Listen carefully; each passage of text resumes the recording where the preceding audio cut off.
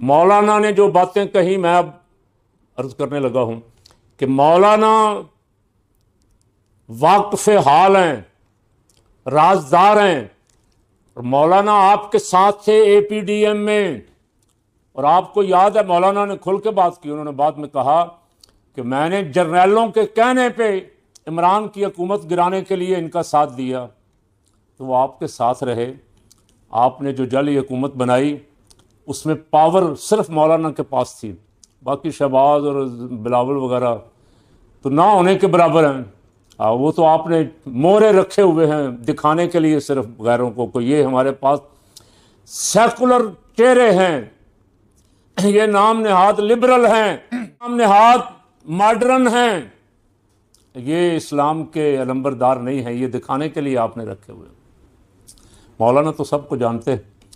तो मौलाना के साथ जो जो कुछ हुआ उसमें से मौलाना ने कुछ बयान किया है। अगर मैं अर्ज करूं कि 100% में से 5% तो वो भी सही नहीं, 5% भी बयान नहीं किया। मौलाना मैं तो बातें सुनी सुनाई करता हूं। 26 नवंबर को क्या हुआ, मुरीद के में क्या हुआ, मौलाना तो अपनी आंखों से देखी हुई फैसले होते हुए भी देखते हैं। और खैबर पख्तूनख्वा में, अफ़गानिस्तान में, बलूचिस्तान में जो मामलात हैं उनमें मौलाना बहुत ज़्यादा करीब से देखते हैं। बाज़ बातों में उनको शरीक भी किया जाता है, लेकिन बदकिस्मती से अफ़गानिस्तान से ताल्लुकात ठीक करने के लिए मौलाना को नहीं कहा गया। अगर कहा जाता तो आज पाकिस्तान और अफ़गानिस्तान के दरमियान जंग ना हो रही होती। मौलाना के ताल्लुकात हैं, असर रसूख है, उनकी बात मानी जाती है।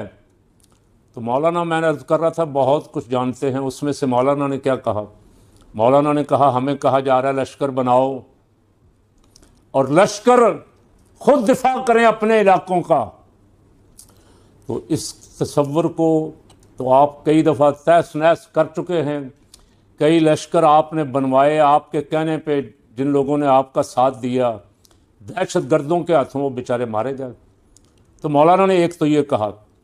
दूसरा, बहुत सारी बातें मौलाना ने कही, उसमें से एक बात जिस पे बहुत शोर वोगा किया गया, वो हमें भी अच्छी नहीं लगी कि शहदा के बारे में तनख्वाह लेके, तुम्हारे तो तनख्वाह लेके शहीद होते हैं। ये जुमला ज़रा थोड़ा सा बदल दें तो बेहतर है। लेकिन उसके जवाब में बजाय इसके कि वो आप खुद कहते मौलाना आप हमसे नाराज़ हो गए हैं, क्या हुआ, हमसे कसूर क्या हुआ, हमारी रहनुमाई करें, हमें क्या करना चाहिए। तो मौलाना से रहनुमाई लेने की बजाय मौलाना के पीछे वो छोड़ दिए हैं जो मैं अपनी ज़ुबान से मुझे ज़ेब नहीं देता। नाम आप ज़रा सुन लें, और अगर कमेंट्स करना चाहें इन शख्सियात पे तो आपका हक है, लेकिन गाली गलोच नहीं करें किसी को। जो मौलाना के पीछे छोड़े गए हैं उनमें एक ताहिर अशरफी, दूसरा फयाजुल हसन, तीसरा हनीफ अब्बासी, चौथा अता तारड़, पांचवां गवर्नर सिंध, उसके साथ बैठ के भी ताहिर अशरफी ने प्रेस कॉन्फ्रेंस, मुराद अली शाह, बिलावल जो चंद दिन पहले तक मौलाना से इत्तेहाद की बातें कर रहा था कश्मीर में, वो खुल के नहीं बोलता, अपोजिशन बनना चाहता है। हुकूमत के मज़े भी, दोनों हाथों में लड्डू, हुकूमत के मज़े भी लेना चाहता है, ले रहा है।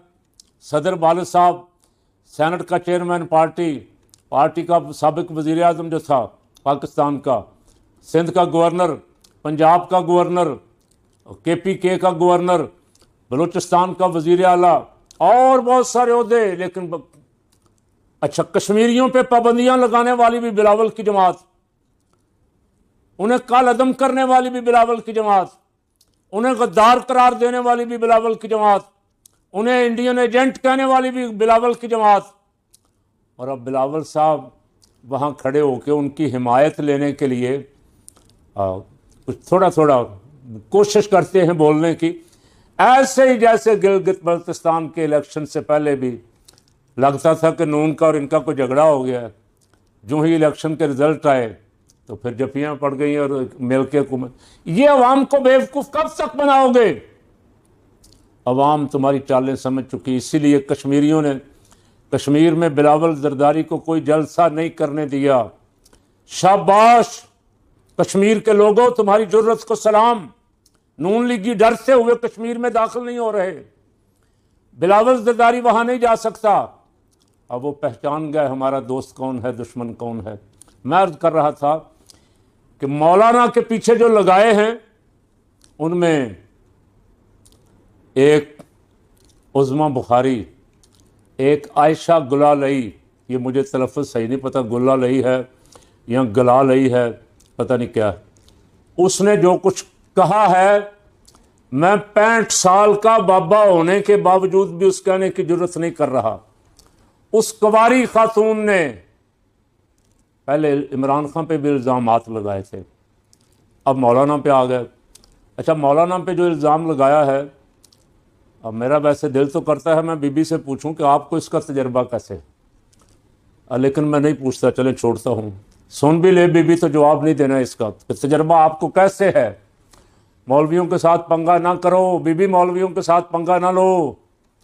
ज़ुबान अल्लाह ने उनको दी है, जोश खिताबत उनके पास है, इल्म उनको अल्लाह ने दिया है, और उन पे इल्ज़ामात लगा के, अच्छा जिन्होंने, मैं सॉरी कहता हूँ उनसे जिन्होंने पीछे लगाया है, आप में तो बड़े बड़े, आप कहते हैं हमारे पास सबसे मुनज़्ज़म हम हैं, हमारे पास बड़े बड़े दिमाग हैं, बड़े बड़े दानश्वर हैं।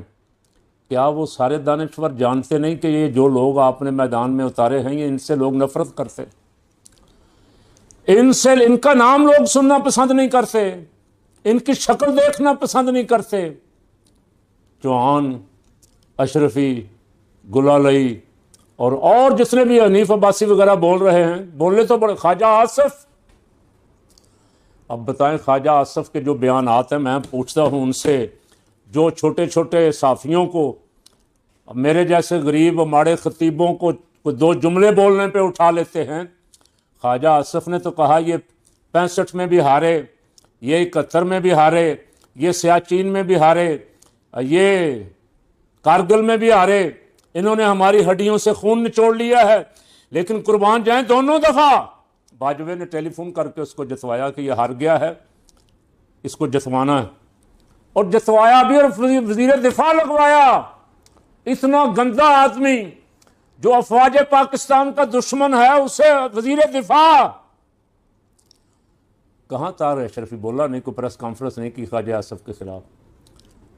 कहाँ थी ये गुलालई, ये भी नहीं बोली, ख्वाजा आसिफ के खिलाफ नहीं बोली, परवेज़ रशीद के खिलाफ नहीं बोली, जिसने कहा कि बेड़ा गर्क करें ये और दुरुस्त करें नवाज शरीफ, जिसने ये नारे लगवाए, ये जो दहशतगर्दी है उसके पीछे, उसके खिलाफ भी नहीं बोला ताहिर अशरफी। गुलालई भी नहीं बोली, मौलाना के पीछे पड़े हुए। लेकिन मौलाना को हाथ डालना इतना आसान काम नहीं है, ये मैं आपको बता रहा हूँ।